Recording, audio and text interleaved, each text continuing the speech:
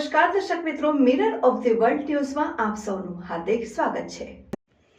પ્રોહિબિશનના ગુનામાં મહિલાને પાસા હેઠળ રાજકોટ મધ્યસ્થ જેલમાં મોકલાય। પ્રોહિબિશનના ગુનામાં સંડોવાયેલી મહિલા જામીન પર મુક્ત થતા બાદ વગર પરમિટે દારૂનું ઉત્પાદન સંગ્રહ કરી પોતાના આર્થિક ફાયદા માટે વેચાણ કરતા વડોદરા શહેર પોલીસ દ્વારા તેની પાસા હેઠળ અટકાયત કરી રાજકોટ મધ્યસ્થ જેલમાં મોકલવાની કાર્યવાહી કરી।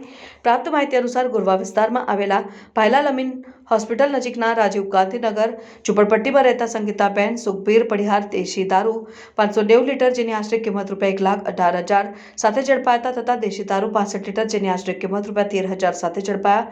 જેઓ સામે ગુરવા પોલીસ સ્ટેશનમાં ગુનો નોંધી કાર્યવાહી હાથ ધરવામાં આવી હતી।